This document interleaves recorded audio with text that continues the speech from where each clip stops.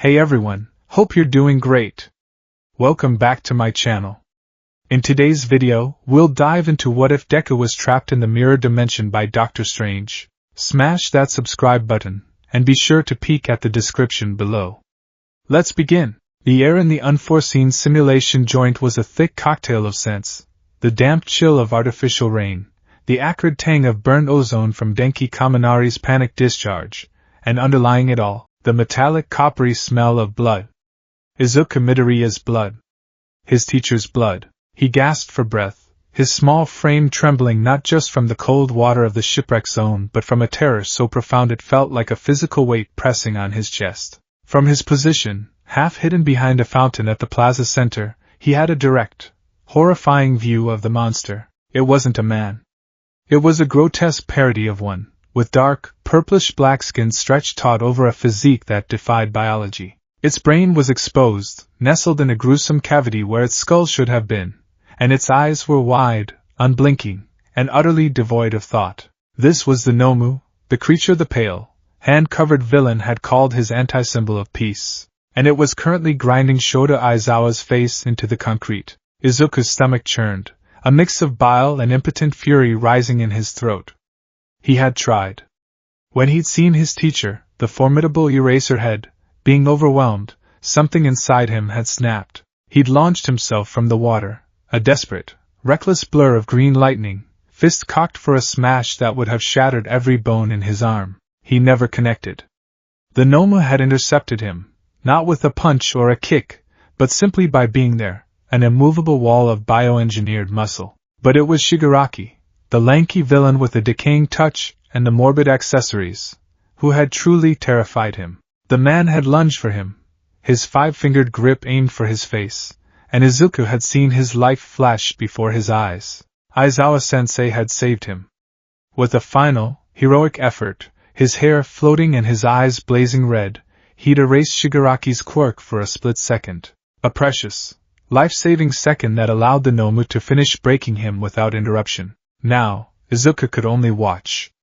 He, Mineta, and Tsuyu were frozen, caught between the instinct to flee and the paralyzing horror of the scene. He's so strong, Tamura Shigaraki, the misty warp gate villain, Kurojiri said, his voice a smooth, unnerving baritone. But he is not all might. Where is he? We went to all this trouble, even bringing a third party's assistance, to ensure a proper welcome. Shigaraki let out a dry, irritated scratch of his neck. I don't know. Maybe he'll show up if we start killing the kids. His gaze, one manic red eye visible through the fingers of the hand on his face, swept across the plaza and landed squarely on Izuku's hiding spot. Let's start with the plain-looking one who tried to punch my Nomu. Ice flooded Izuku's veins. This was it. He was going to die. He braced himself, instinctively trying to summon the crackling power of One for All, even knowing it was suicide. But then, a new sound cut through the chaos. It wasn't the sound of a villain, or a scream, or an explosion. It was a low, resonant hum, like a massive tuning fork being struck somewhere far away. It seemed to vibrate in the very bones of the USJ. A few of the low-level thugs, scattered across the plaza fighting students, paused. Shigaraki tilted his head, annoyed by the interruption. What's that noise? Silas, is your toy acting up again? A figure stepped out from behind the Nomu, a man who hadn't been there a moment before. He was tall and lean, dressed not in a flamboyant villain costume but in dark, practical-looking robes of a deep indigo, embroidered with silver patterns that seemed to shift and writhe like living things. His face was sharp and angular, with an air of cold, academic detachment. He held a bronze object in his hand, something that looked like a broken astrolabe, its rings bent and a central crystal fractured, leaking a faint, unsettling light. This was Silas.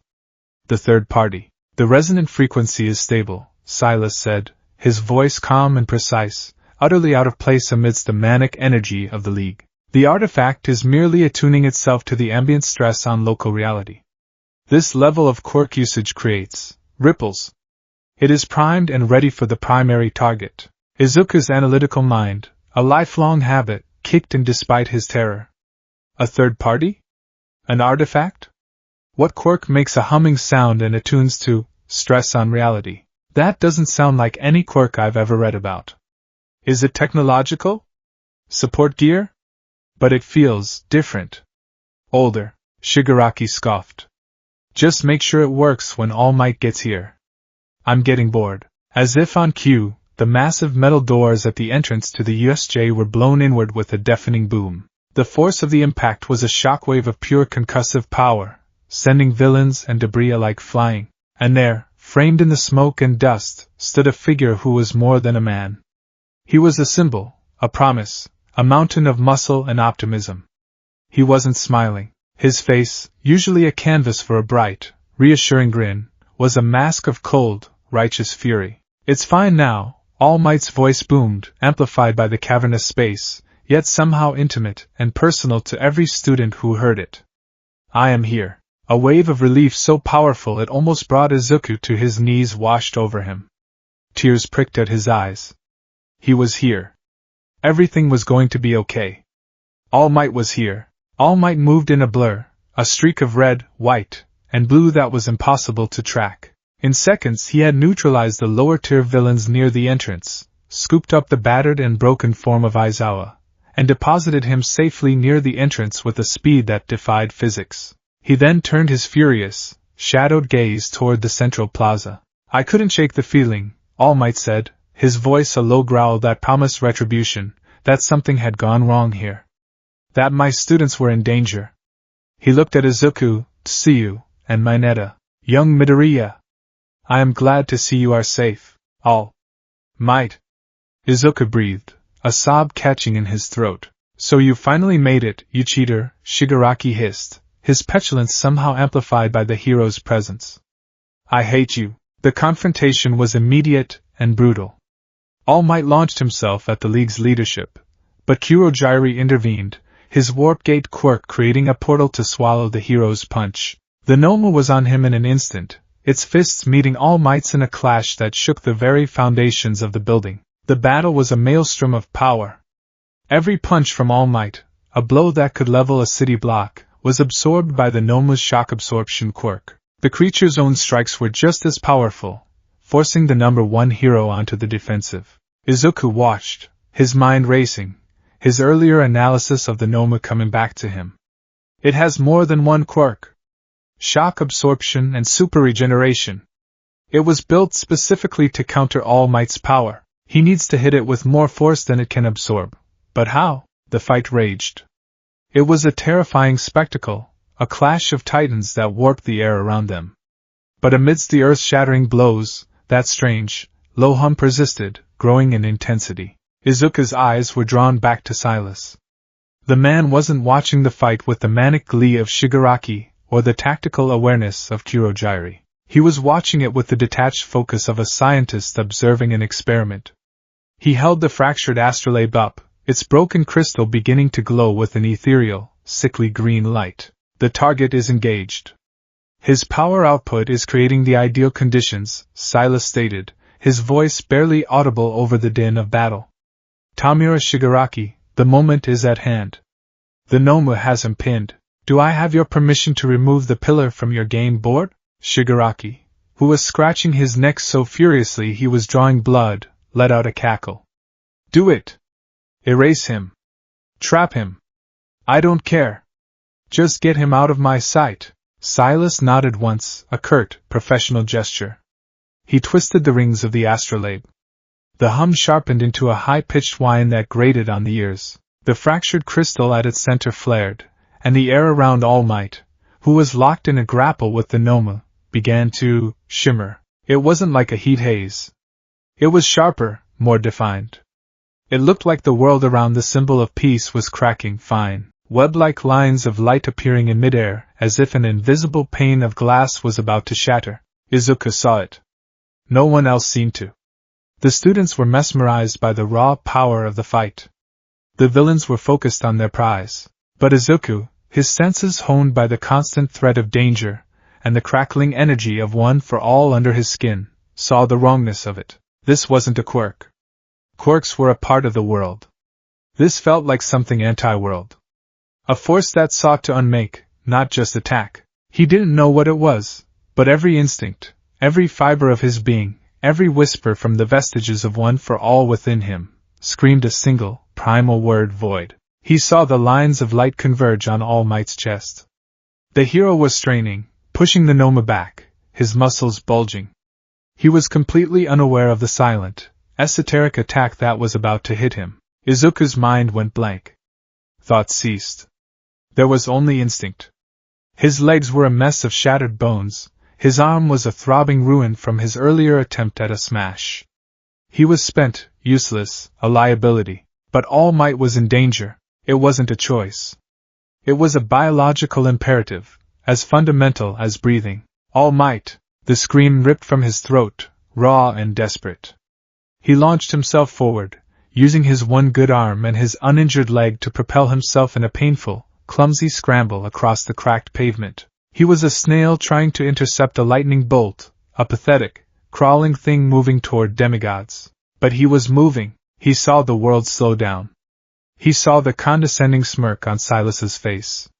He saw Shigaraki's delighted, insane grin. He saw the gnome's blank eyes. And he saw All Might, his hero, his mentor, the man who had given him everything, about to be consumed by an attack he couldn't see and wouldn't understand. I won't let you! With a final, agonizing push, he covered the last few feet.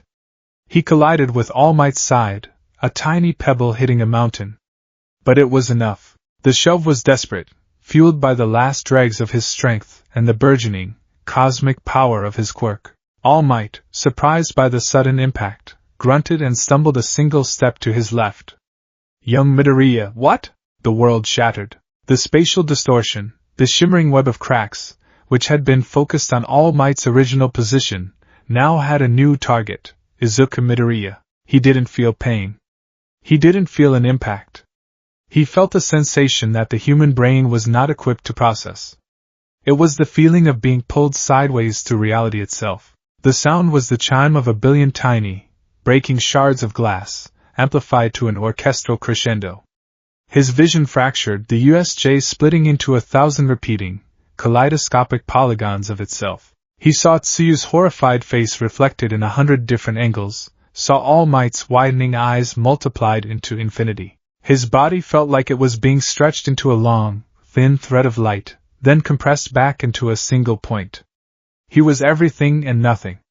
He was everywhere and nowhere. The roaring in his ears was the sound of the universe turning itself inside out. Then silence. And darkness. From the perspective of everyone else in the USJ, the event was as baffling as it was instantaneous. One moment, Izuku Midoriya was shoving his teacher out of the way of something. The next, he vanished. There was a flash of crystalline light, sharp and blinding, that seemed to burst from his very being. It was accompanied by a sound that wasn't an explosion but a sharp, clean crack, like a cosmic whip. For a fraction of a second, the space where the boy had been seemed to fold in on itself, reflecting the entire dome of the USJ in a warped, fisheye lens. And then he was gone. Not teleported. Not disintegrated into dust. Not thrown across the plaza. He was simply erased. The air where he had stood rushed in to fill the vacuum, creating a small implosion of dust and pebbles. Silence descended, a heavy, shocked pall that even the gnome seemed to observe. Shigaraki stared at the empty space, his scratching hand frozen midair. Huh! He said, his voice a confused, angry whine. What was that? Silas. What did you do? Did you kill him? That wasn't the plan. I wanted All Might. Silas lowered the artifact, the glow in its fractured crystal fading. He looked at the device with a frown of academic curiosity. Fascinating. The subject's energy signature was anomalous, extraordinarily potent. It must have overloaded the dimensional matrix. Instead of a simple spatial translocation, it appears to have shunted him into a tangential plane. He looked up, his expression unconcerned. In layman's terms, he is not dead. He is merely elsewhere. Trapped between the pages of the book, so to speak. A non-issue. But for All Might, it was the only issue. He stared at the spot where his successor, his boy, the child he had entrusted with his sacred power, had just ceased to exist. The horror was a physical blow, colder and more devastating than any punch the gnome had landed. It bypassed his muscles, his bones, and sank deep into his soul. He's gone. The thought was a crack in the dam of his control. My boy. He's gone. A sound escaped his lips. It started as a low groan of disbelief and escalated into a roar of pure, unadulterated fury. It was not the voice of the symbol of peace. It was the sound of a father losing his son. His power exploded from him not as a controlled force, but as a raw, untamed nova. He ignored Shigaraki, ignored Kurogyari, ignored the man in the strange robes. His entire universe of rage focused on the mindless bioweapon in front of him. You will pay for that. The ensuing fight was no longer a battle. It was an execution. All Might's punches became blurs, each one faster and stronger than the last. He wasn't just trying to overpower the shock absorption anymore. He was trying to tear reality apart with his bare hands. You villains think you can just take whatever you want. Boom! A punch sent the Nomas skidding back 10 feet. You prey on the innocent. Crack! A right hook that fractured the ground beneath them. You destroy lives and futures. Wham! An uppercut that lifted the behemoth off its feet. And you took, my student! He unleashed a flurry of blows so fast they became a solid wall of force. 100 punches. 200. 300. Each one imbued with a grief and rage so profound it bent the air. Go beyond! He screamed, channeling every last ember of his power into a final, titanic blow. Plus ultra! His fist connected with the Noma's stomach. For a moment there was no sound. Then, the creature's shock absorption gave way. The energy had nowhere to go. The Noma was launched like a cannonball, blasting through the dome of the USJ and disappearing as a speck in the sky. The villains were stunned. Shigaraki was trembling, not with excitement, but with fear. He beat it. He's not weaker at all. You cheated. The battle was over. The arrival of the other pro-heroes, Snipe, Cementos 13, was the final nail in the coffin. Kurogyari, under fire from Snipe's bullets, grabbed Shigaraki and the still composed Silas. This was a failure, Kurogyari said, his yellow eyes narrowing at All Might, who now stood panting, steam pouring from his body. But we have learned much. With a final, resentful glare, Shigaraki and his associates vanished into the warp gate. The silence that returned was heavy with loss. The students began to regroup, their faces a mixture of relief, exhaustion, and confusion. Where's Midoriya? Kirishima asked, helping a shaken Bakugo to his feet. Bakugo didn't answer. He was staring at the spot where Deku had vanished, his crimson eyes wide, his usual explosive anger replaced by a chilling stillness. He had seen it. He had seen that damn nerd, the useless pebble in his path, perform the single most heroic and insane act he had ever witnessed. And then he was gone. All Might, his form flickering, limped over to the police as they arrived. He gave his report, his voice hollow, his famous smile nowhere to be found. He spoke of the villains, the Nomu, and the disappearance of a student, Izuku Midoriya. He said it was an unknown villain's quirk. He said they would find him. He was lying. He had no idea what had happened. He had felt the wrongness of that attack, and he had seen the result. He had failed him. The weight of that failure was heavier than any building he had ever lifted. Izuku Midoriya opened his eyes. The first thing he registered was the silence. It was absolute. Not the quiet of an empty room, but a deep, profound lack of sound that felt like a pressure on his eardrums. The air was still and cold, carrying no scent of smoke or blood or rain. He pushed himself up. He wasn't hurt. His legs, which should have been broken, felt whole. His arm, which should have been a ruin of fractured bone, was fine. He flexed his fingers, a phantom ache the only reminder of his injuries. He looked around. He was still in the USJ. The fountain was there, its central pillar cracked. The stairs leading to the entrance were littered with debris. The glass dome above was shattered where the Noma had been launched through it. But everything was wrong. The world had a strange, geometric sheen to it, as if viewed through a flawless crystal. The edges of objects were too sharp, the colors slightly desaturated. There was no dust motes dancing in the air, no trickle of water from the broken pipes. It was a perfect, sterile snapshot of a disaster, and he was completely alone. Hello? he called out, his voice sounding small and weak. It didn't echo. The sound just stopped, absorbed by the silent air. All Might? Aizawa-sensei? Anyone? Panic began to bubble in his chest, hot and sharp. He scrambled to his feet and ran towards the entrance, his footsteps making no sound on the pavement. He burst through the ruined doors and skidded to a halt, and his world broke for the second time. They were there, all of them. His classmates were huddled together, being attended to by paramedics. Kirishima. Uraraka, her face streaked with tears. Ida, trying to maintain order. Bakugo, standing apart, staring into nothing. The pro-heroes were securing the area. The police were taking statements, and there, standing by an ambulance, was All Might. He was in his skeletal form, his suit hanging off him, his face a portrait of utter desolation as he spoke with a detective. They were all there. Not 10 feet away from him, and they couldn't see him. He was looking at them through some kind of invisible, intangible barrier. The world on their side was alive with sound, color, and motion. The chatter of students, the crackle of radios, the wail of distant sirens. On his side, there was only silence. Guys! He screamed, his voice catching in a sob. I'm right here. Can't you see me? He ran towards them, his hand outstretched to grab Uraraka's shoulder, to let them know he was okay. His hand passed right through her. There was no sensation, no resistance. It was like phasing through a projection of light. Uraraka shivered, rubbing her arms. Is it just me, or did it suddenly get cold?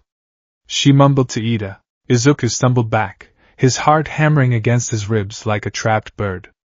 No, no, no, no. He was a ghost. A phantom in his own reality. He tried again, this time with all might. He ran at his mentor, his idol, his father figure, and tried to tackle him, to hug him, to do anything to make him notice. He passed through him like smoke, the feeling of absolute nothingness, a violation of everything he knew. Desperation clawed at him. He needed to make a sound, an impact, anything. Power surged through him, the familiar green lightning of one for all crackling around his limbs. He drew his arm back, focusing all his fear and panic and grief into his fist. Smash! He punched the air in front of him, aiming at the invisible wall that separated him from his world. But the air didn't explode. There was no shockwave, no gust of wind. Instead, the space where his fist connected rippled. It warped and bent, the image of his friends distorting as if he'd punched the surface of a pond. Beautiful, silent, kaleidoscopic fractals bloomed from the point of impact, spreading outwards in a wave of crystalline light before fading away. The punch had all the force of a 5% smash, but it made no sound and had no effect on the world he was trying to reach. The energy was simply absorbed, transformed into a useless, silent light show. He stared at his fist, then back at his friends. He saw the medics carefully place Aizawa on a stretcher. He saw Present Mike arrive, his face grim. He saw his friends, his beloved classmates, huddled together, counting their numbers and finding one missing. He saw the moment of dawning horror on their faces as they all realized who wasn't there. He saw his own tragedy playing out before him, and he was utterly, completely, powerless to stop it. He screamed, a raw, ragged sound of pure despair. But in this silent, shattered reflection of his world, not a soul could hear him. He was alone. Utterly and totally alone. Time, Izuku quickly learned, did not exist here. Or if it did, it had lost all meaning. There was no sun to mark the passing of days, no moon to signal the fall of night. There was only the perpetual, sterile twilight of the USJ's emergency lighting, filtered through the crystalline sheen of his prison. He spent the first cycle, what he guessed was an hour, maybe 2, in a state of frantic, desperate denial.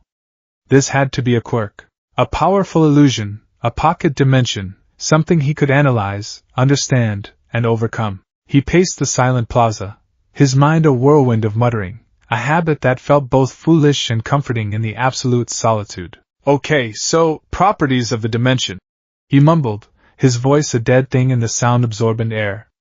1. I can't interact with the real world directly. Passage is unidirectional.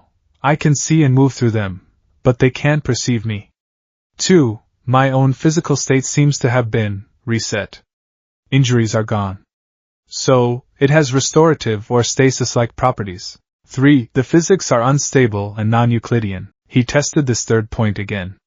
He walked towards the sheer concrete wall of the landslide zone and, without breaking stride, simply continued walking up its vertical face as if gravity had casually tilted 90 degrees just for him.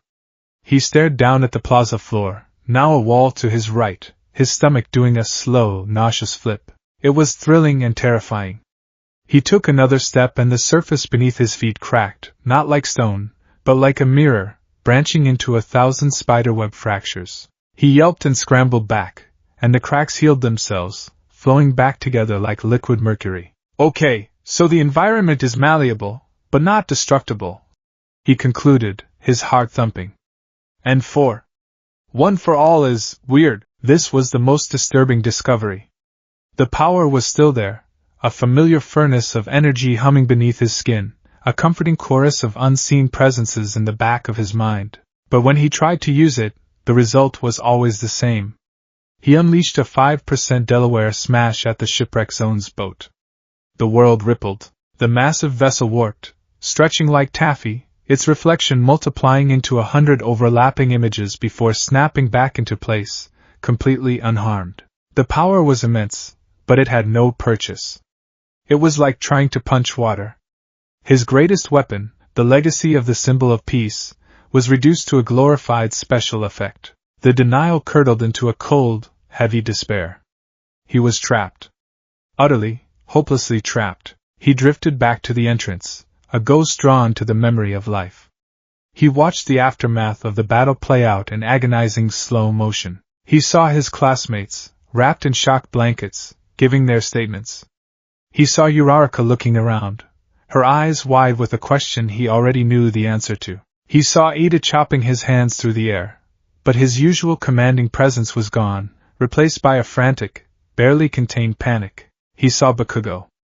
Katsuki was leaning against the wall, away from everyone else, his hands jammed in his pockets.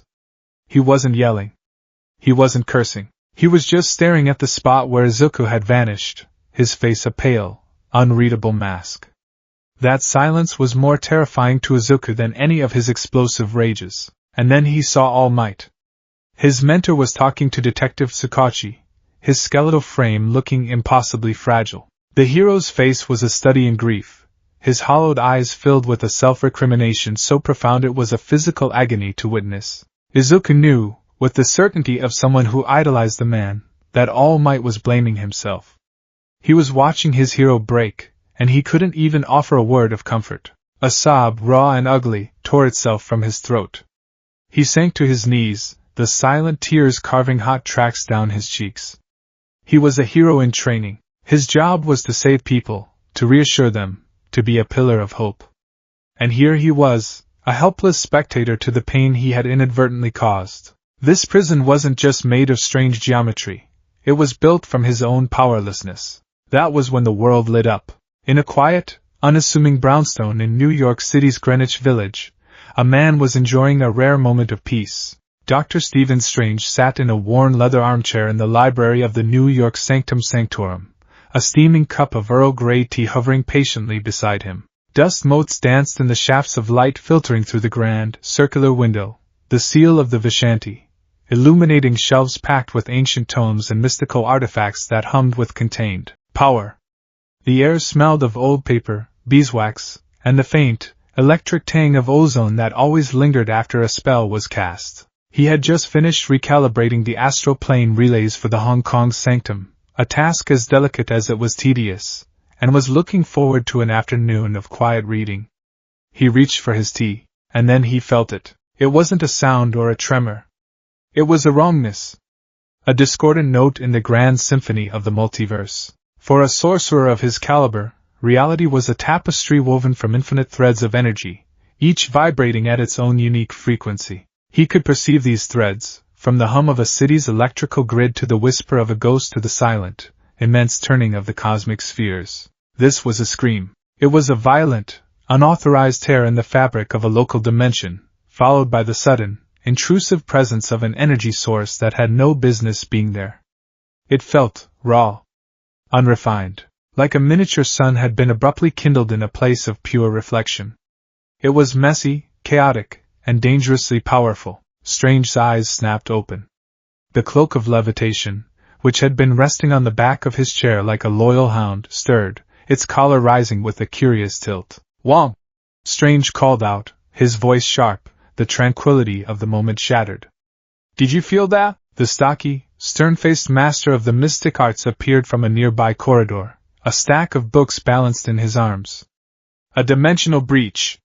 Significant in amplitude, but localized." The initial signature felt familiar. Like the renegades, Strange stood, his teeth forgotten. "Caecilius zealots?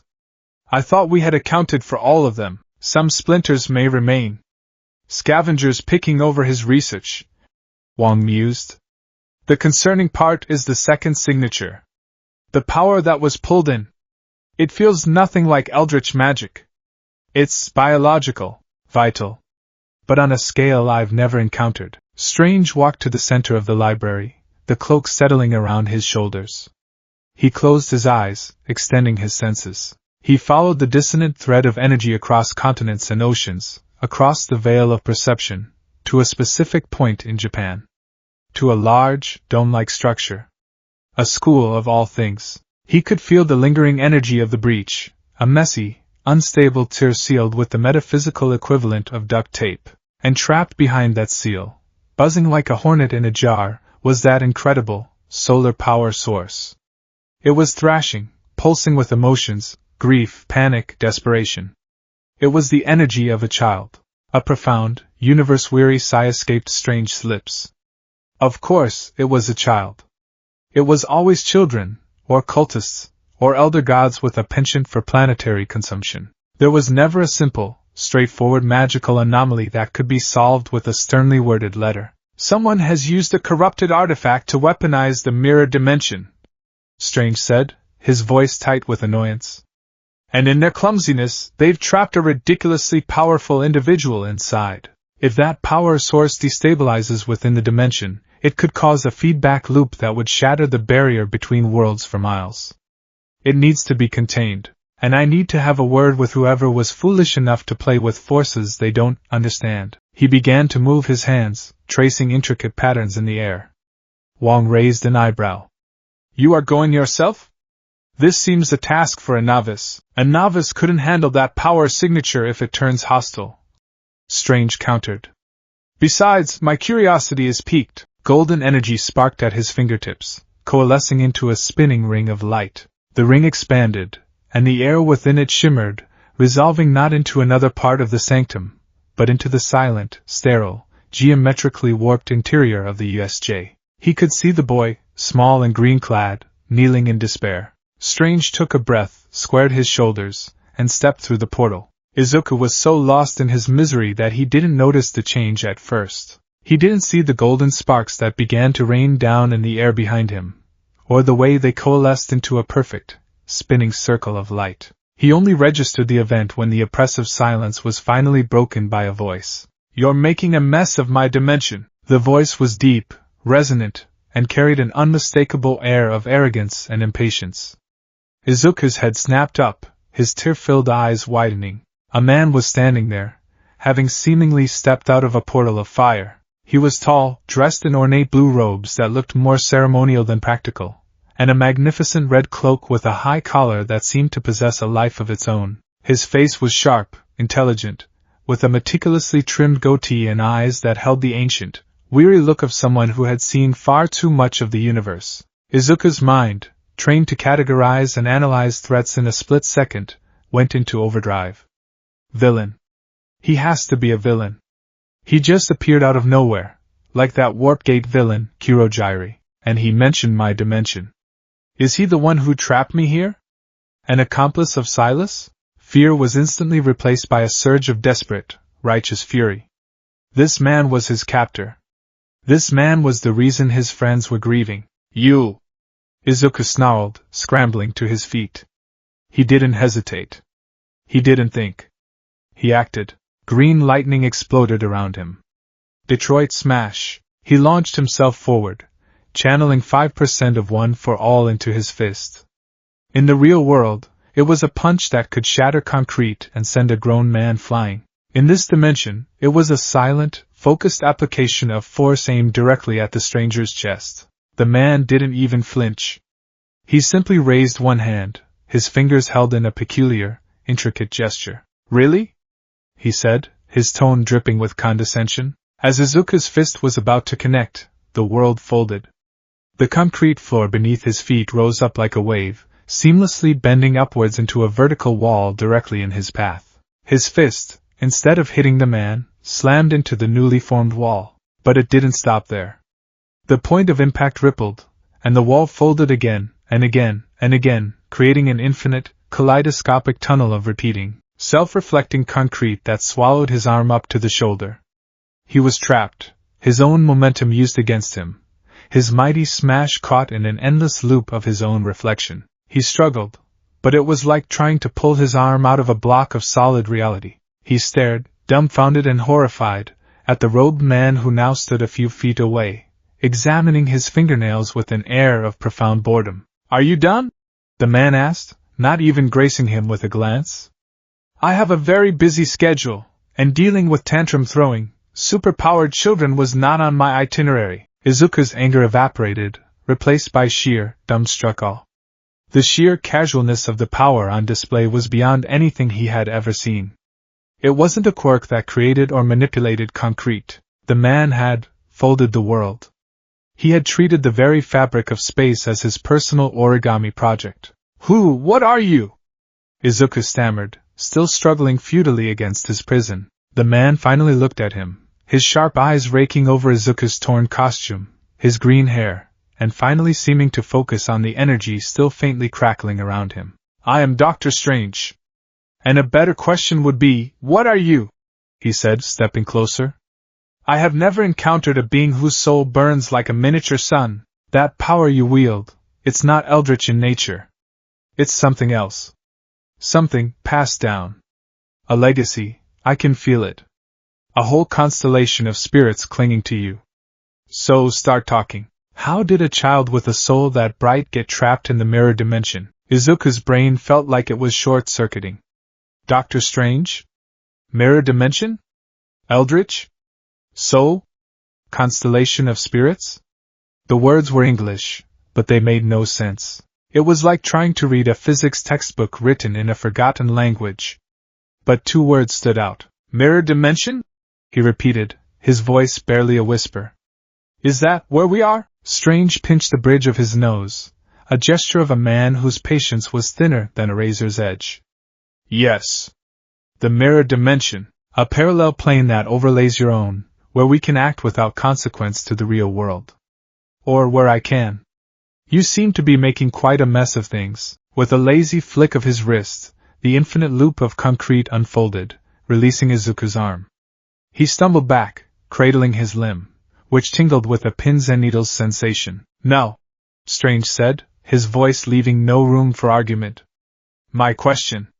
How did you get here?" Faced with this overwhelming presence, Izuku's fear and confusion coalesced into the one thing he could always rely on, his earnest, rambling, and brutally honest nature. The story tumbled out of him in a torrent of words, a disorganized flood of villains, quirks, the USJ, Shigaraki, the Nomu, All Might, and the strange, robed man named Silas with his broken bronze device. And he was going to hit All Might with it, this weird attack that looked like cracking glass. But I couldn't let him, he's the symbol of peace. I had to do something. So I pushed him out of the way and then everything shattered and I woke up here and I thought you were with them. I'm so sorry for attacking you. It's just I've never seen anything like your power. Is it a quirk? It has to be the most powerful spatial manipulation quirk I've ever witnessed, even more versatile than Kurogiri's warp gate. Because you're not just creating portals, you're manipulating the topology of the environment itself, which is incredible. He trailed off, realizing he was muttering. He clamped his hands over his mouth, his face flushing with embarrassment. Dr. Strange had listened to the entire rambling monologue with an unnerving stillness. His expression hadn't changed, but his eyes had sharpened with intense focus. He seemed to be sifting through Izuku's frantic explanation, discarding the extraneous details and seizing upon the core elements. All Might. Symbol of peace. Strange repeated slowly, testing the words. Quirks. So, this is a world where a significant portion of the population possesses inherent supernatural abilities. He paused, a flicker of something, understanding, perhaps even a hint of sympathy, in his eyes. And you were trying to protect your mentor. He walked past Izuku, toward the invisible barrier that separated them from the real world. He raised a hand, and the air in front of him shimmered, becoming a clear, circular window looking into the scene at the USJ entrance. He was looking at the same scene Izuku had been agonizing over, the distraught students, the grim-faced teachers, and the broken form of Tashinori Yagi. Strange watched for a long moment, his gaze fixed on the grieving hero. A world of wonders, and yet the pain of loss is still the same, he murmured, almost to himself. He turned back to Izuku. You're telling the truth. The energy signature of the breach is consistent with a corrupted dimensional anchor. An artifact. He let the window fade, and the full weight of his attention fell back on Izuku. The condescension was gone, replaced by a grim seriousness. All right, kid. Here's the situation. You are trapped in a parallel dimension. The artifact that sent you here did so by targeting your world's most powerful energy source, your mentor. When you took the hit instead, your own unique and frankly absurd power levels overloaded it, trapping you here instead of wherever it intended to send him. He began to pace, the cloak of levitation billowing dramatically behind him. I cannot simply send you back. The breach was sealed improperly from the other side. Trying to force a portal through it from this end would be like trying to punch your way through a locked door. You might succeed, eventually, but you'll bring the whole house down in the process. We would risk tearing a permanent hole in reality. Every word was a hammer blow to Izuku's burgeoning hope. He had found someone who understood, someone who could help, only to be told he was beyond helping. So, I'm stuck here? He asked, his voice trembling. Forever? Dr. Strange stopped pacing and looked him dead in the eye. His expression was stern, that of a surgeon about to deliver a difficult diagnosis. Your world is in danger. This Silas is clearly a rogue magic user, or a fool who stumbled upon something he shouldn't have. People who weaponize the mirror dimension rarely stop with just one party trick. They are likely planning something bigger, and your friends and teachers are in no way equipped to handle a threat that does not play by their rules. He pointed a finger at Izuku. And you are a nexus of unstable energy trapped in a dimension made of pure thought and reflection. If you lose control, if your grief and panic cause your power to surge unchecked, you could do more damage from in here than you can possibly imagine. You could become the catastrophe you're trying to prevent. The room seemed to tilt. Izuku wasn't just a prisoner, he was a potential bomb. A threat to the very world he was desperate to save. Strange saw the despair on the boy's face, and his expression softened by a fraction of a degree. He let out another long-suffering sigh, the sound of a man accepting an unwelcome but necessary responsibility. So no. You're not stuck here forever, he said, his voice losing its harsh edge. Because that would be a cosmological disaster, and I am far too busy to deal with another one of those this fiscal quarter. He strode over to Izuku, looking down at the boy who was a full head shorter than him.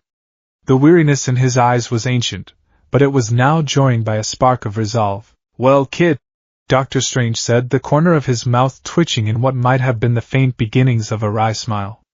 Congratulations. You're in a lot of trouble. He paused, letting the weight of the statement settle. And you've just become my problem. Dr. Strange did not believe in coddling. The universe was a place of sublime, intricate beauty and horrors that could shred a man's sanity like wet paper. Coddling did not prepare one for either. Rule number 1.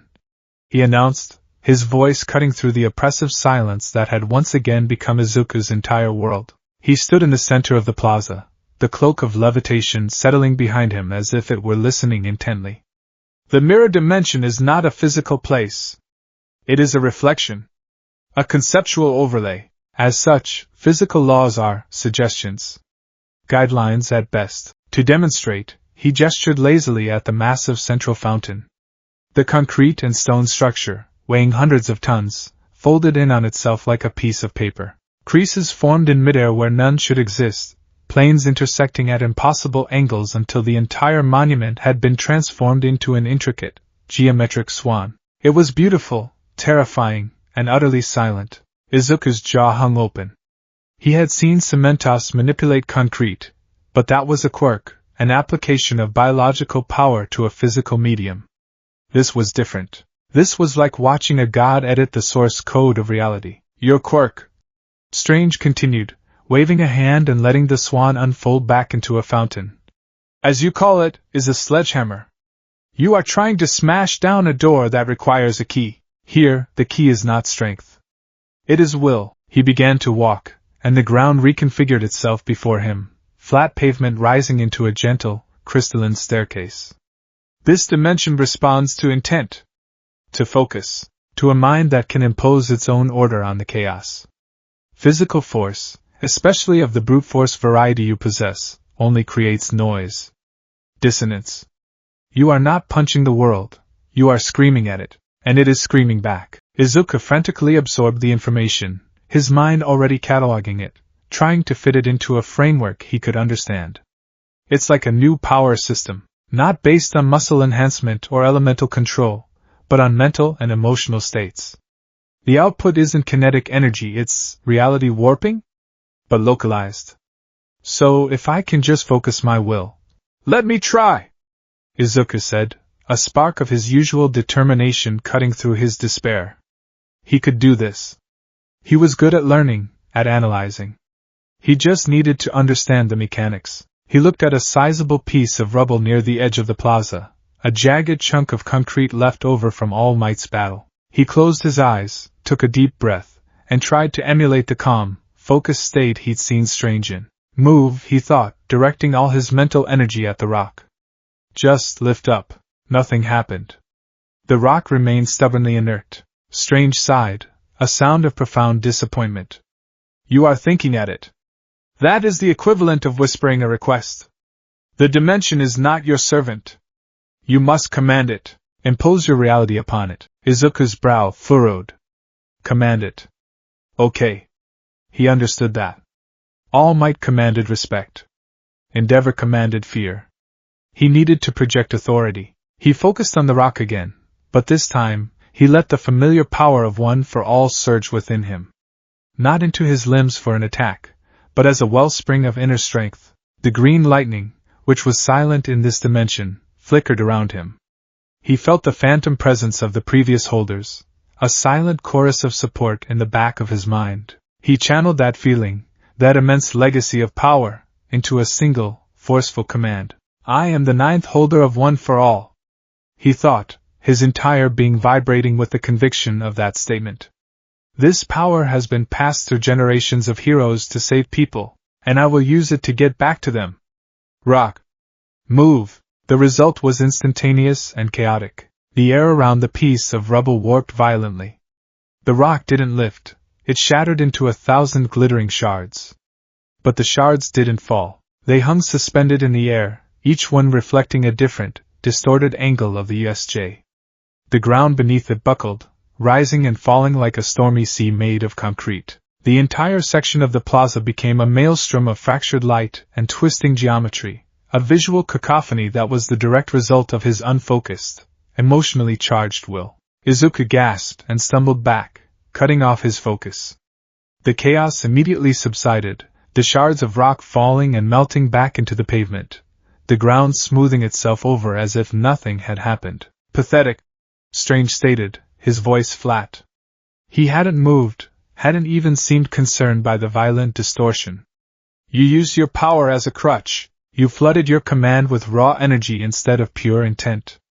You didn't give the dimension a clear instruction, you threw a tantrum and expected it to understand. You are still thinking like a fighter, not a sorcerer. Frustration, hot and bitter, rose in Izuku's throat. I'm not a sorcerer. I'm a hero. Heroes act. We don't sit around and think at things, and that, Strange said, finally turning to face him fully, his eyes like chips of ice, is why you are trapped and they are out there, grieving for a boy they think is dead. Your instincts, your training, everything you think you know about power, is not only useless here, it is a liability. The words struck Izuku harder than any physical blow. A liability. The very thing he had always feared being. The helpless, quirkless Deku who got in everyone's way. He had been given this incredible power, this sacred trust, and in this new, terrifying context, it had made him nothing more than a dangerous child throwing a fit. He slumped, the fight going out of him. I don't know how, he whispered, his voice cracking. I don't know how to be anything else. For the first time, a flicker of something other than impatience crossed Strange's face. It wasn't quite sympathy, but perhaps a grudging understanding. No, he said, his voice a fraction softer. I don't suppose you do. Your heroism is a core component of your being. It is what makes your soul burn so brightly. He raised a hand, and the air in the center of the plaza began to shimmer, coalescing into a large, rectangular window. It was like a floating television screen, 20 feet wide. You are distracted, Strange stated. Your mind is not here. It is with them. You are so consumed by your own perceived failure that you cannot achieve the clarity necessary for this work. So, let us address the distraction. Let's watch the news. An image flickered onto the screen. It was a news studio, the kind Izuku had seen 1,000 times. A female anchor with a somber expression sat at a desk, a graphic over her shoulders showing the UA high school insignia and a picture of him. It was his student ID photo, the one with his awkward, hopeful smile. Reports are still coming in about the unprecedented villain attack at UA High's unforeseen simulation joint facility, the anchor said, her voice echoing strangely in the silent dimension. While the faculty, led by the symbol of peace, All Might, were successful in repelling the attackers, the victory was not without cost. Izuku's breath hitched. He was watching his own disappearance become a public spectacle. In addition to the severe injuries sustained by pro-hero Eraserhead, the anchor continued, her voice filled with practiced gravity. It has been confirmed that one student from the first-year hero course, Izuku Midoriya, remains missing. The screen cut to shaky cell phone footage, likely taken by one of the villains before All Might's arrival. It showed him, a tiny green blur, charging the Noma.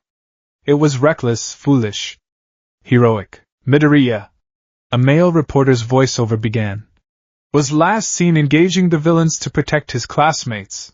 Eyewitness accounts are chaotic, but all agree that he vanished in a flash of light during the climactic battle. Heroes on the scene have initiated a search and rescue operation, but as of now, no trace of the young man has been found. Izuku felt a cold dread pool in his stomach. He was a news story. A statistic. A missing person. Then, the image on the screen changed, and his world tilted on its axis. It was a reporter standing outside a familiar apartment building. His apartment building, and there, being shielded from the cameras by a detective, was his mother. Inko Midoriya looked smaller than he had ever seen her. Her face was pale, her eyes red-rimmed and hollowed out with a grief so profound it seemed to have aged her 10 years in a single day. She clutched a handkerchief in her trembling hands, her shoulders shaking with silent sobs. She wasn't the woman who cheered for him, who made him his favorite Katsudan, who worried over his every scrape and bruise. She was a woman whose entire world had been stolen from her. Please, she said to the reporters, her voice a broken whisper that tore through Izuku's heart. Please, just, if anyone knows where my son is, my Izuku, just bring him home. No, Izuku breathed, his legs giving out from under him. He fell to his knees, his hands pressed against the ground as if he could push away the image. He could feel the scream building in his chest, a raw, primal sound of agony.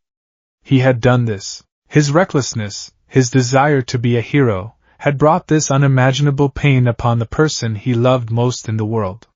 He was a curse. This is the consequence, Strange said, his voice devoid of malice, a simple statement of fact. This is the reality you are fighting to return to. This pain is the crucible in which your will must be forged. Do not look away. As if on cue, the image on the screen shifted again. The news report faded, replaced by a new scene. It was Principal Niza's office at UA. The diminutive principal sat behind his desk, his usual cheerful demeanor replaced by a grim stillness. Across from him, slumped in a chair, was All Might. He was in his skeletal form, the steam still faintly rising from his body indicating a recent transformation. He looked utterly defeated. His hands were clasped between his knees, his head bowed, the weight of the world, and the loss of his successor, crushing his thin frame. "It's my fault, Nizu." Tashinori Yagi's voice was a hoarse rasp, filled with a gravelly self-loathing that made Izuku flinch. "I gave him the power. I brought him into this world of targets and villains. I should have been there sooner. I should have been stronger." "You cannot blame yourself, Tashinori," Nizu said, his small paws steepled before him. "The boy's actions were his own. They were unequivocally heroic. And what did his heroism get him?" All Might shot back, lifting his head. His eyes were shadowed, haunted. The vibrant blue that always held such hope was now a stormy gray of despair. Erased. Gone. "I failed him. I failed his mother. I failed my master, Nana. I handed her sacred torch to a boy I couldn't even protect for a single semester." He buried his face in his hands, his shoulders shaking. "I can feel it, you know," he mumbled into his palms. "The embers of One for All. They feel colder, lonelier, as if a part of it has been scooped out." Whatever that villain did, it hurt the quirk itself. Izuku could only stare, tears streaming freely down his face. The sounds of his own quiet sobs were the only noise in his entire universe. He was watching his hero, the invincible symbol of peace, break under the weight of his disappearance. He had not only broken his mother's heart, he had shattered All Might's spirit. The guilt was a physical entity, a black hole in his chest threatening to consume him. "This is my fault. All my fault. I have to get back. I have to fix this. I have to go home." The mantra repeated in his head, over and over, a desperate prayer. The pain was unbearable, a purifying fire burning away his frustration, his fear, his confusion. All that was left was a single, diamond-hard point of purpose. "I have to get back." Strange let the image of All Might fade, plunging the plaza back into its sterile twilight. He looked down at the kneeling, weeping boy. He had shown him the wound. Now, it was time to see if the boy could turn that pain into a weapon. "Your grief is a powerful anchor, boy," Strange said, his voice echoing in the sudden silence. "It connects you to your world. It is the purest expression of your will to return. Use it, not the raw, explosive power of your quirk. Not the unfocused rage of your tantrum. Use the intent. Use the desire. Focus on that feeling. Let it be the lens through which you see this dimension." Izuku slowly lifted his head. His face was a mess of tears and snot, his eyes puffy and red. But behind the grief, a new light was dawning. A flicker of understanding, the intent. It wasn't about commanding the world. It was about sharing his purpose with it. He looked around, his gaze falling on a small puddle near the fountain, a remnant of the shipwreck zone's artificial deluge. It was perfectly still, its surface reflecting the shattered dome above like a black mirror. He took a shaky breath, then another, trying to calm the storm inside him. He didn't try to summon One for All's lightning. He didn't try to flex his muscles or channel raw power. Instead, he reached inside himself, to the very core of his being where the quirk resided, and he focused on the feeling of it. The hope. The desire to save. The weight of the legacy. The burning love he felt for his mother. The profound respect and admiration he had for All Might. He poured all of it, all his pain, his guilt, his love, his desperation, into a single, focused point. He didn't project it outwards as a command. He held it within himself, and aimed its emotional resonance at the puddle. He wasn't trying to move it, or boil it, or change it. He was just trying to communicate his longing, to make the reflection understand what it was reflecting. Please, he thought, the word a silent, focused plea that contained the entirety of his soul. Let me go home. For a moment, nothing happened. The puddle remained still. Izuku's heart sank. He had failed again. But then, it changed. A single, tiny ripple emanated from the exact center of the puddle. It was a perfect, silent, concentric circle, expanding outwards with impossible grace and precision. It was not a chaotic distortion. It was a controlled, deliberate, and beautiful response. It was the dimension acknowledging his will. It was small. Insignificant. A mere twitch in the grand scheme of his prison. But it was the most magnificent thing Izuku had ever seen. He had done it. He had touched this strange new world not with his fist, but with his heart. He stared at it, a choked laugh escaping his lips, mingling with his sobs. It was a glimmer.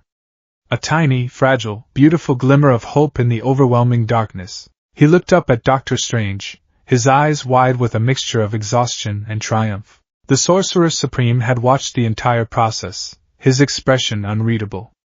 He had seen the boy process a world-shattering amount of emotional trauma. He had seen him channel that pain not into destructive rage, but into a focused point of pure will. He had seen him make the conceptual leap from physical power to metaphysical intent, a leap that took most of his own students months, if not years, to grasp.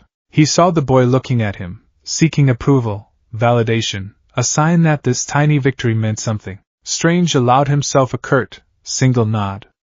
The faintest hint of something that might have been respect touched his eyes. "Good," he said, his voice even. Again, the world outside the mirror dimension did not wait. While Izuku Midoriya was grappling with the fundamental laws of a new reality, his own world was desperately trying to make sense of the one he'd left behind. In the week that followed the USJ incident, a heavy, somber mood settled over the campus of UA High. The attack had been a brutal wake-up call, a shattering of the school's illusion of impenetrable safety. But more than that, it was the empty seat in Class 1A that cast the longest shadow. Izuku Midoriya's desk, situated behind Bakugo's, had become a silent, heartbreaking memorial. It was kept meticulously clean, a silent testament to the student who was simply gone. The official story, carefully crafted by the faculty and police, was that Midoriya had been taken by a villain with a powerful teleportation or pocket dimension quirk. A massive, nationwide manhunt was underway. Pro-heroes from every agency were on high alert, following every lead, no matter how tenuous. But in the hushed, private meetings held within the principal's office, the atmosphere was far less optimistic. "There is no trace," Detective Naomasa Tsukachi said, his face grim as he addressed the assembly of UA's senior staff. He slid a folder across the polished desk towards Principal Nizu. "No energy signature, no residual particles, no psychic echoes. Our most advanced sensors, both technological and quirk-based, have found nothing. It's as if he ceased to exist at a fundamental level." All Might, seated in an armchair that seemed to swallow his skeletal frame, flinched at the words. He hadn't been sleeping. Dark, bruised circles ringed his eyes, and his already gaunt features were sharper, honed by a whetstone of guilt. "That is because it was not a quirk," he stated, his voice a low, gravelly rasp. He'd said it 100 times, to anyone who would listen. "I was there. I felt it. It was wrong. Alien. It was something other." Aizawa, his body a patchwork of bandages and casts, his arms in slings, nodded in agreement from his own chair. "All Might is right. The villain who did it, he was different. The others were thugs, true believers in their league. This one was a scholar. Detached. He spoke of artifacts and resonant frequencies. It was the language of a scientist, not a street-level anarchist." Principal Nizu, his small paws steepled, listened intently, his beady black eyes reflecting the overhead lights. "An artifact," he mused, tapping a claw on the desk. "This aligns with my own hypothesis. The power to simply erase a person from reality, without a trace, goes beyond the known parameters of quirk manifestations. This suggests an outside context problem, an element that does not fit our established understanding of the world." He swiveled in his chair, his gaze falling on the class roster on his monitor, on Izuku Midoriya's name. "The problem with an unknown element is that we do not know its rules. We are searching for a boy who may not be lost in a way we comprehend. We may be searching a three-dimensional room for someone who has been folded into the fourth." The silence that followed was heavy with unspoken fear. They were heroes, the best of the best. They could fight monsters, topple villains, save cities. But how could they fight an enemy whose methods were so foreign they bordered on the occult? How did you rescue someone from a concept? Elsewhere on campus, the students of Class 1A were grappling with their own form of grief and confusion. They had been given a week off to recover, to speak with counselors, but the trauma lingered. For most of them, it was the first time they had faced true, mortal danger. And for all of them, It was the first time they had lost one of their own. Uraraka and Ida would often sit together in the common room, speaking in low, hushed tones about their friend. They replayed the events of the USJ, over and over, trying to find some clue they had missed, some way they could have helped. Ida's usual boisterous energy was muted, his hand chops less frequent, his movements heavy. Uraraka's bright smile was gone, replaced by a permanent look of worry that tugged at the corners of her mouth. But it was Katsuki Bakugo who was the most profoundly affected, and the least capable of showing it. He spent his days in the gym, pushing himself past his limits, his explosions more violent and less controlled than ever before. He was a whirlwind of rage, but it was a hollow, desperate anger. The usual targets of his fury, his rivals, his teachers, the world at large, were insufficient. His rage was directed inward. He remembered Deku's desperate, suicidal charge. He remembered that stupid, self-sacrificing nerd pushing the number one hero out of the way. Deku, the quirkless wonder, the pebble, had acted more decisively and heroically in that single moment than Bakugo had in his entire life. And his reward for that heroism was to be erased from existence. It was a violation of the natural order, as Bakugo understood it. The strong survived. The weak perished. Deku had been weak, and then he had been strong, and then he was just gone. It didn't compute. And beneath the confusion, coiled like a serpent, was a cold, unfamiliar feeling, guilt. He, Katsuki Bakugo, had been just a few yards away, momentarily stunned by Kurogiri. He had done nothing. Deku had done everything. The thought was a shard of glass in his gut, twisting with every explosive punch he threw at a training dummy. He wasn't just grieving the loss of his rival. He was furious at himself for allowing it to happen. He would find the villains who did it. He would drag Deku back from whatever hell they'd sent him to. And then he would kill him himself for being so damn stupid. The pain of Izuku's absence was a fracture running through the heart of Yue, a constant, aching reminder of their failure. They were searching, hoping, and grieving, all while completely unaware of the true nature of the game being played. In a dilapidated warehouse in the industrial district of Kamino, the air was thick with the stench of decay and ozone. The only light came from a few bare, flickering bulbs and the eerie, sickly green glow of a familiar bronze artifact. Tamura Shigaraki scratched furiously at his neck, flakes of dry skin dusting the collar of his black hoodie. He paced back and forth before a large, cracked monitor that displayed a news report about Midoriya's disappearance. "Missing," he hissed, his voice a petulant rasp. "Search and rescue. They're treating it like a damn kidnapping. It's boring. There's no fear, no despair. It's supposed to be a show. When a hero dies, everyone is supposed to see the body." He whirled around to face the man who was calmly polishing the fractured crystal of the artifact with a silk cloth. "Silas! You said you were going to erase All Might. Instead, you missed and vaporized some nameless NPC student. Your toy is broken." Silas, the man his master had introduced as the artificer, didn't even look up from his work. His movements were precise, economical, like a watchmaker tending to a delicate instrument. "It is not a toy, Tamura Shigaraki," Silas said, his voice a calm, academic monotone that was a stark contrast to Shigaraki's manic energy.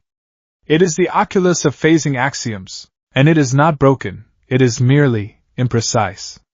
A consequence of being shattered during the purge." "I don't care what it's called," Shigaraki snapped, stalking closer. "It didn't work. All Might is still out there, and that hero kid is gone, which just makes everyone rally behind him. It was a tactical failure, on the contrary," Silas said, finally lifting his gaze. His eyes were a pale, unnerving gray, and they held a complete lack of emotion. "It was an unmitigated success. A proof of concept. The Oculus was able to successfully target and shunt a subject with an anomalous energy signature into a tangential plane. The subject was not killed. He was, as I told you, merely trapped." He set the Oculus down on a workbench covered in strange diagrams and esoteric tools. "And his imprisonment serves a far greater purpose than his death ever could." He gestured to the monitor. "You see boring. I see opportunity. That boy, Izuku Midoriya, was All Might's successor, was he not? His prized pupil, His disappearance has not been a rallying cry, it has been a blow to morale. Look at the hero forums, the public sentiment. Confidence is wavering. They see that UA cannot even protect its own students. They see that All Might can be wounded, not in body, but in spirit. Shigaraki stopped scratching, a flicker of interest in his red eye. Silas continued, his voice taking on the tone of a lecturer. The boy now serves as the perfect spectator. Trapped in the mirror dimension, he is powerless but not blind. He can see everything that unfolds in this reality. And he will be there to watch as we initiate the second phase of our plan. He will watch his friends, his teachers, and his entire society crumble. His despair will be exquisite. A final, delicious irony. Shigaraki's lips pulled back in a slow, cruel grin. He liked that. He liked the idea of that hopeful, determined brat being forced to watch everything he cared about turn to dust. Okay, he said. You've got my attention. What's this second phase? Silas turned to a large map of the city of Muzurifu spread out on the table. He picked up a strange, compass-like device that trembled in his hand. The Oculus is a dimensional anchor. What we did at the USJ was akin to dipping a cup into the ocean. The next step is to shatter the dam. He placed the compass over a central point on the map, the Muzurifu Central Shopping District. A bustling, high-density commercial area. My associates have been placing modified energy resonators at key points throughout this district, Silas explained. These resonators are attuned to the Oculus. When I activate it at the central nexus point, its power will be amplified 1,000-fold. It will not shunt a single person. It will create a massive, permanent mirror dimension rift, a bubble of reflected reality several kilometers in diameter, right in the heart of the city. He looked at Shigaraki, a glimmer of what might have been fanatical zeal in his cold eyes. Thousands of people will be trapped. Not dead. Not injured. Simply gone. An entire section of the city, excised from reality. The infrastructure will remain, empty buildings, silent streets, a ghost town in the middle of a thriving metropolis. The panic, the confusion, the utter collapse of faith in the so-called heroes to protect them from a threat they cannot even comprehend. It will be the blow from which this hero society will never recover. It will be the beginning of a new, enlightened age, free from the tyranny of these gaudy, self-proclaimed gods. Shigaraki stared at the map, his mind racing. He imagined the chaos. The screaming. The fear. The beautiful, beautiful despair on everyone's faces as they realized their precious heroes were useless. It was a masterpiece of villainy. It was art. When? He breathed, his voice filled with a giddy, bloodthirsty excitement. Soon, Silas replied, picking up the Oculus again, its fractured crystal pulsing with a faint, hungry light. The resonators require time to attune. The celestial alignments must be precise. We have a few days. Enough time for hope to fester. It will make their despair all the sweeter. Again, the word had become the entirety of Izuku's existence. 4 days he had done nothing but sit, eat the strange, flavorless but nourishing energy bars strange summoned from thin air, and stare at puddles, shards of glass, and polished pieces of metal. Each time, he would try to replicate that first, tiny ripple. He failed more often than he succeeded. His frustration would build, his focus would slip, and he would accidentally warp a lamppost into a spiral or shatter a window into a silent, glittering cloud of dust. But each time he failed, Strange was there with that single, infuriating word. Again, the Sorcerer Supreme was a harsh, unforgiving teacher. He offered no praise, no encouragement, only curt corrections and pointed observations. You are letting your emotions dictate your will. You need to dictate your emotions, your focus is drifting. You are thinking about the outcome, not the process. Stop trying to force it.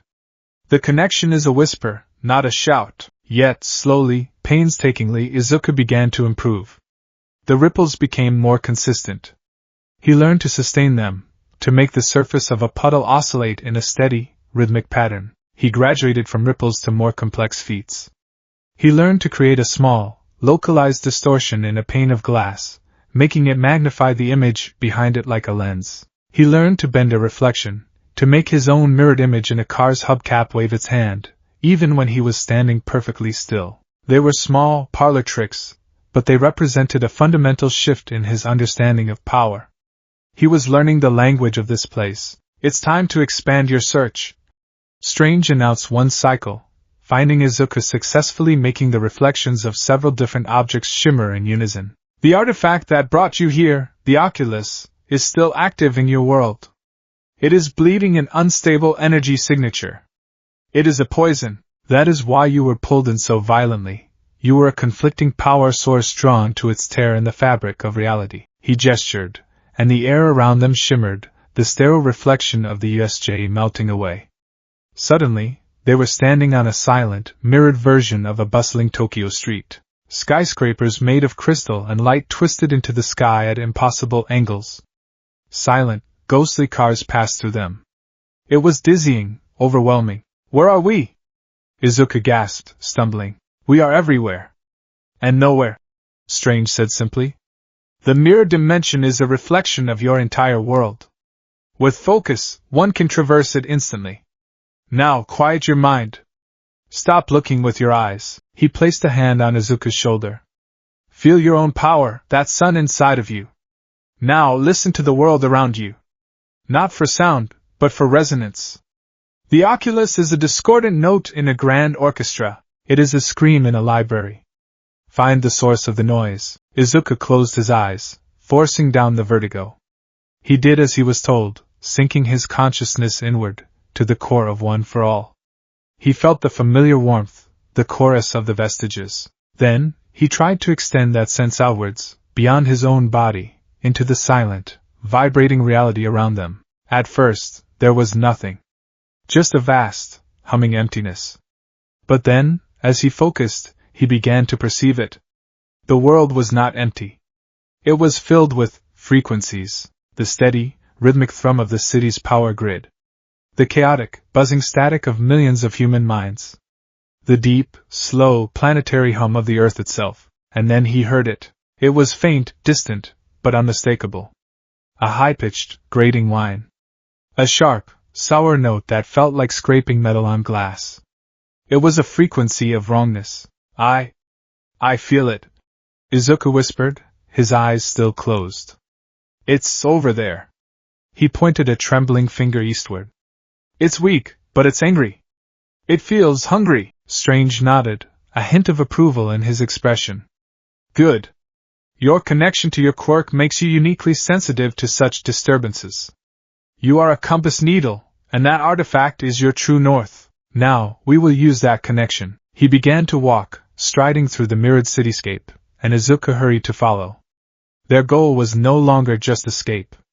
It was to find the source of the poison that was infecting his world. They had a common enemy. Their dynamic began to shift. The teacher-student relationship remained, but it was now underpinned by a shared purpose.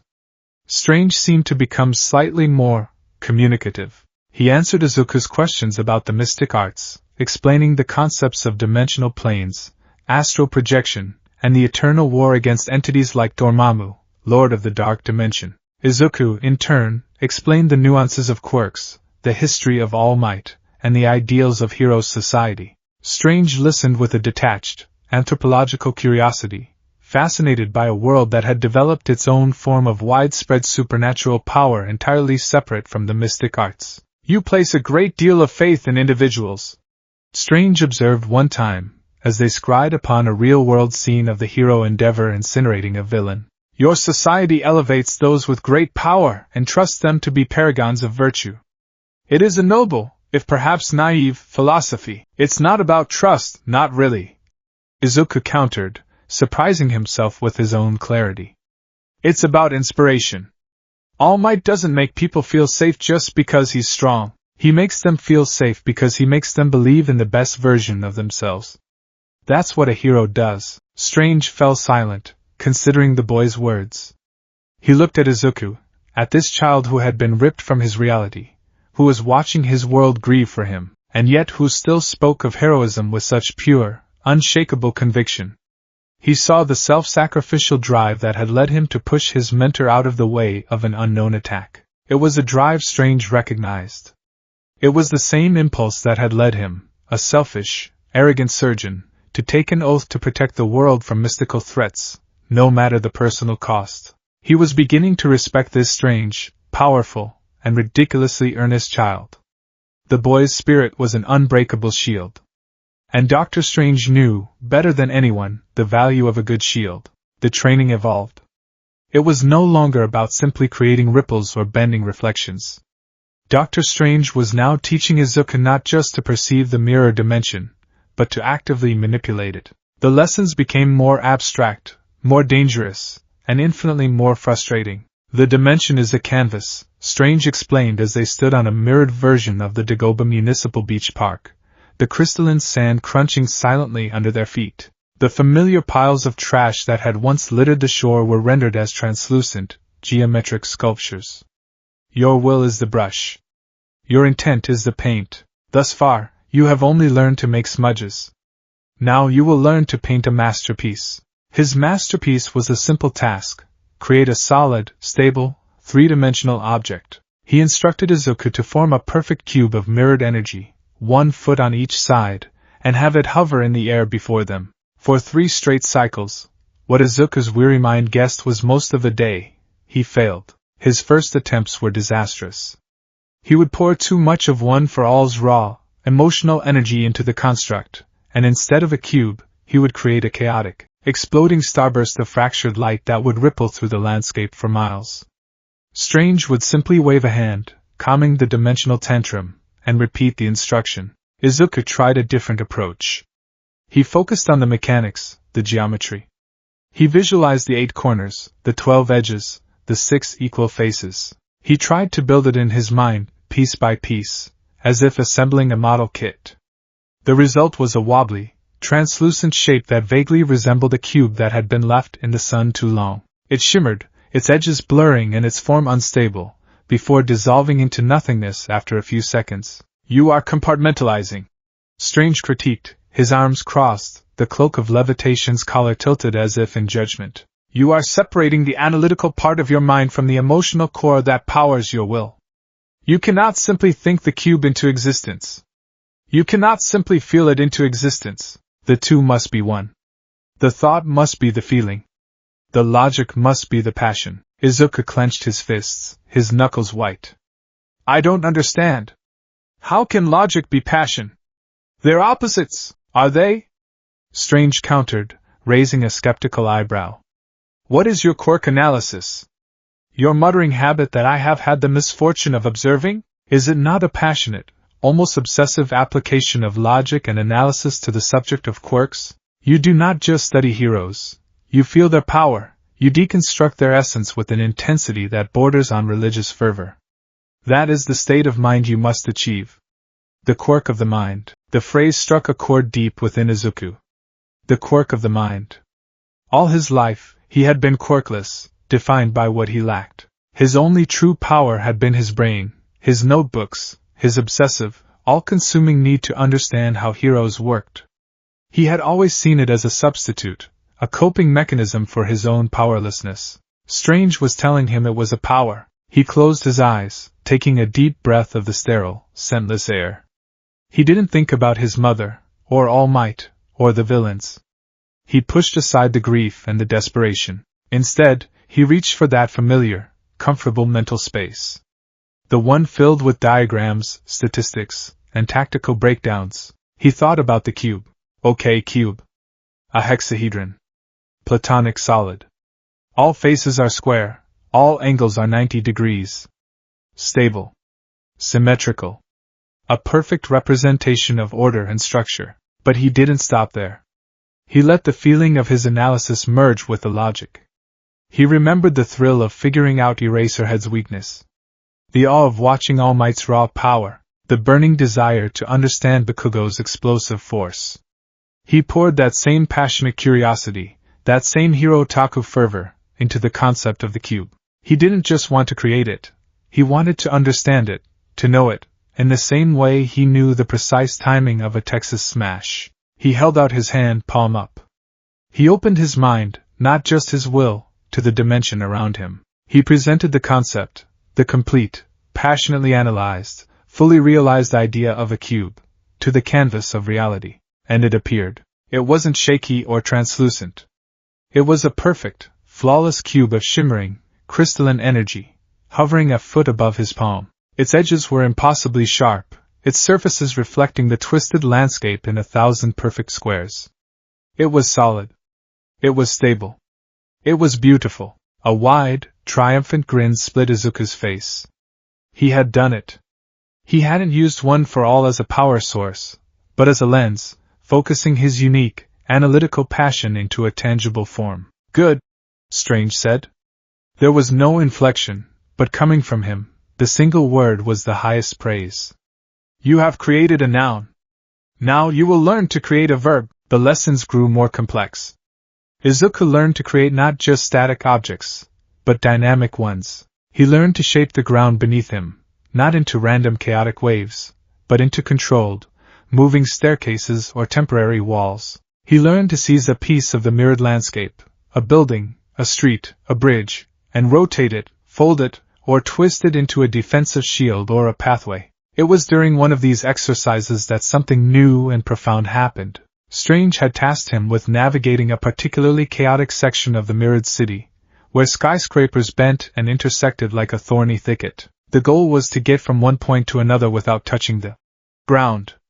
Izuku was leaping from wall to wall, briefly solidifying a new platform under his feet with a thought before leaping to the next. It was exhausting, requiring constant, unwavering focus. He misjudged a leap. His platform dissolved a fraction of a second too soon, and he found himself falling into a dizzying, kaleidoscopic abyss of repeating reflections. Panic flared, and he lost his focus entirely. No! Not again!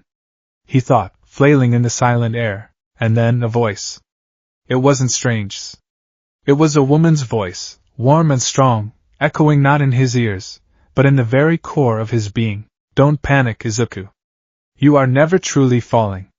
You just have to choose where to land. The voice was achingly familiar. He'd heard it in his dreams, seen her face in the strange, ethereal space when One for All's power surged. Nana Shimura. The seventh holder. As her voice washed over him, he felt a surge of calm, a profound sense of stability that wasn't his own. It was a shared feeling, a gift of reassurance from the spirits bound to his quirk. With this newfound clarity, he looked down. The abyss wasn't an abyss at all. It was just a collection of reflective surfaces. He focused his will, not on creating something new, but on defining one of those surfaces. That one, he thought, picking out the reflection on the side of a distant, upside-down building. That is solid. That is down. Gravity in the mirror dimension reoriented itself to his will. Down was no longer the direction he was falling. It was now the surface he had chosen. He fell sideways, landing gracefully on the vertical face of the skyscraper as if it were solid ground. He stood there, panting, his heart hammering. He hadn't just heard her. He had felt her. He felt the others too. A stoic, silent presence he associated with the fifth holder, Daigoro Banjo. The sharp, intense focus of the fourth, Haikyuu Shinomori. They weren't just memories or echoes anymore. Here, in this dimension of pure thought and will, the veil between him and the vestiges of One for All was thinner than ever. They couldn't manipulate the dimension themselves, but they could lend him their strength of will, their emotional fortitude. We are here, ninth, a chorus of voices seemed to whisper in the back of his mind. You are not alone. The realization was a seismic shift. He wasn't just Izuku Midoriya, a scared, lost teenager. He was the ninth bearer of a sacred torch, and all the previous 8 were standing with him, their collective will a fortress at his back. His soul wasn't just the sun, it was a constellation. His control over the dimension grew exponentially after that. He began to instinctively combine his newfound abilities with his quirk. He realized he couldn't punch someone in the real world, but he could use the physical force of a smash to manipulate the mirror dimension in ways Strange's purely magical approach couldn't. He tested his theory. He found a mirrored reflection of an empty street. Running up the side of a building, he launched himself into the air and, twisting his body, unleashed a 5% St. Louis smash at the reflected pavement below him. The result was spectacular. His fist didn't create a shockwave of air. It created a shockwave of reality. The entire mirrored street shattered like a pane of glass, exploding outwards in a silent, controlled blast of dimensional force. In the real world, this would be a devastating attack.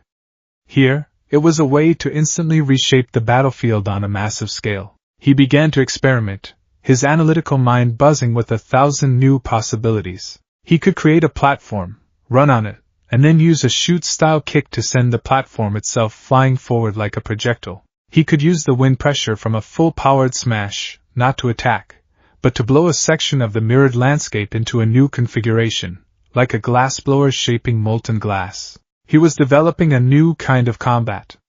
A synergy of body and mind, of physical force and metaphysical will. Dr. Strange watched this evolution with a growing sense of astonishment.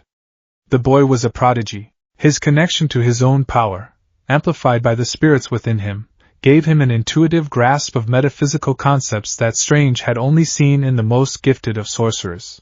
He was not learning magic, not in the traditional sense of spells and incantations.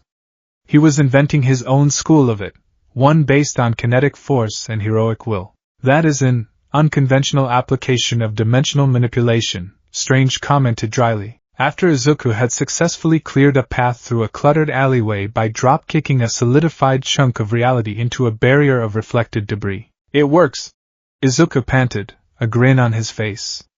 He felt more in control than he had since arriving. He was no longer just a victim. He was adapting.